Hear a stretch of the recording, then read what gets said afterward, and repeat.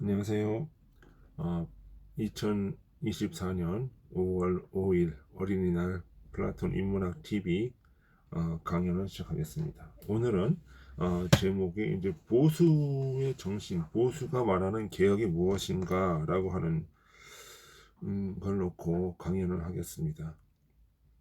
그러니까 보수가 말하는 개혁은 무엇일까?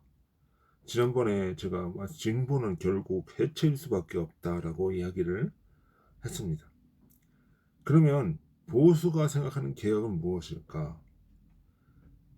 그거는 본질적으로 자연적 원리의 회복이고 기독교적으로 말하자면 창조 질서의 회복이죠. 인간은 자연 속에서 살아가는 겁니다. 이 자연은 인간에게 보편적인 원리를 제공합니다. 그것은 이제 창조 질서라고도 하며 자연법 사상이라고도 합니다. 근데 이제 교회에서 말하자면 이제 조직신학적으로 얘기하자면 자연 계시가 되겠죠.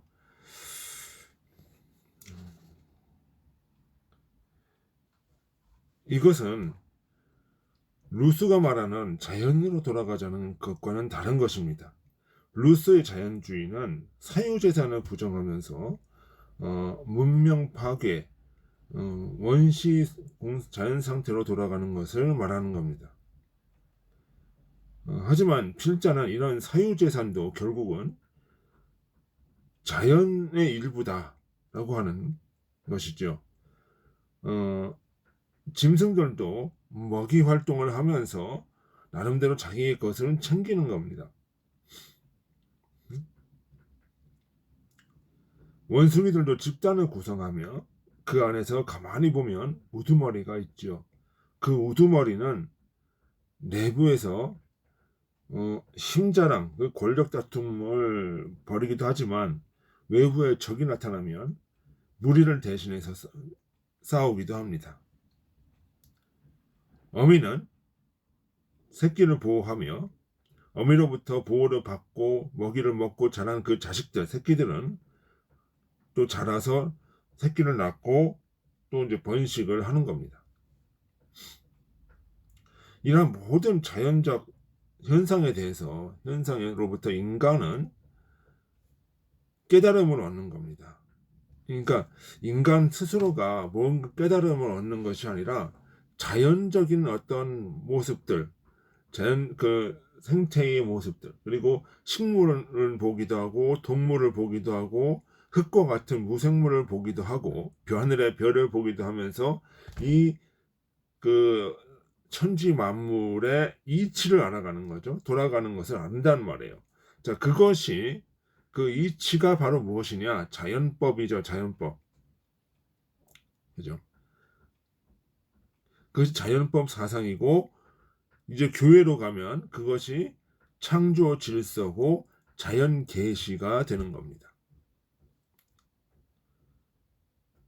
바로 여기에서 이런 자연법과 창조 질서, 자연 계시 속에서 바로 인간의 문명, 종교, 법이 나오기 시작하는 겁니다.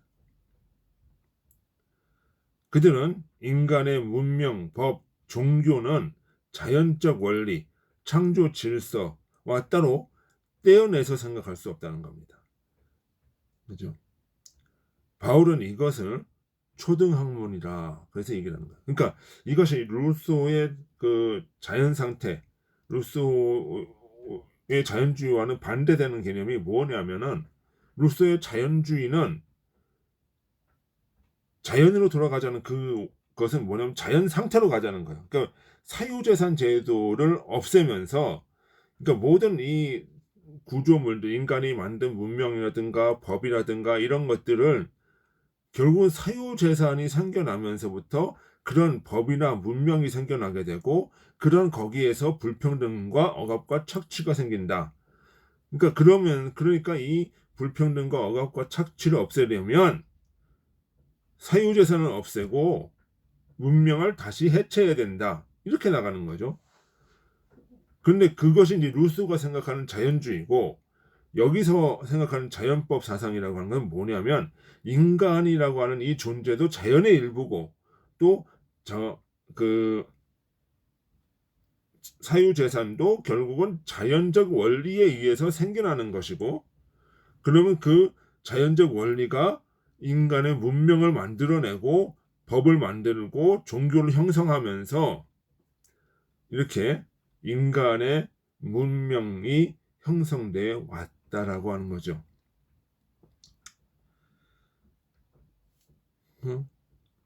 그러니까 바로 여기에서 그 자연법 사상, 창조 질서 여기에서 바로 문명과 종교가 시작이 되는 거예요. 그러니까 인간의 문명, 법, 종교는 자연적 원리, 창조 질서와 따로 분리해서 생각할 수가 없다는 거죠. 그 기반 위에 생성된 것이고 결국은 문명이라고 하는 것도 자연이라고 하는 그 일부인 것이다. 인간은 바로 그러한 자연의 일부다. 이렇게 얘기를 하는 거죠. 그러니까 이것을 바울은 초등학문이에요. 그러니까 그래서 바울은 이것을 뭐라고 그래요? 초등학문 이렇게 얘기를 하는 거예요. 자, 바로 이 원리를 지켜야 된다는 거예요. 그 보수주의는 바로 이 원리, 자연법 사상, 이 원리를 지키고 그러면서 개혁해 나가는 거예요. 자, 그러면 이 원리를 어떻게 이제 개혁을 해 나가냐?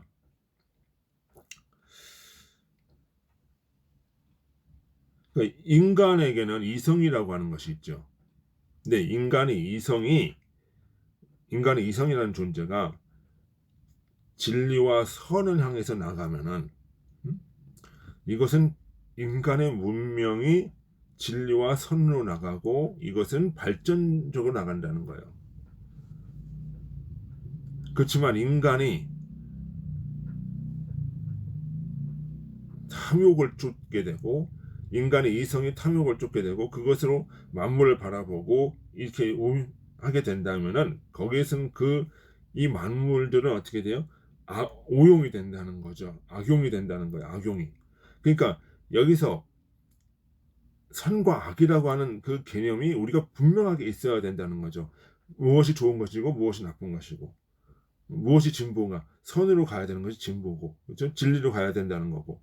그러니까 이런 문제 속에서 보수는 무엇이냐면은 이 만물 하나님 그 자연법 원리에서 깨달은 이 만물과 문명을 진리와 선으로 가게끔 하면서 동시에 악으로부터 오용으로부터 이 오용된 잘못된 것들을 고쳐나가야 된다는 거죠. 그러니까 보수는 그래서 이것은 개혁이라는 거예요. 개혁.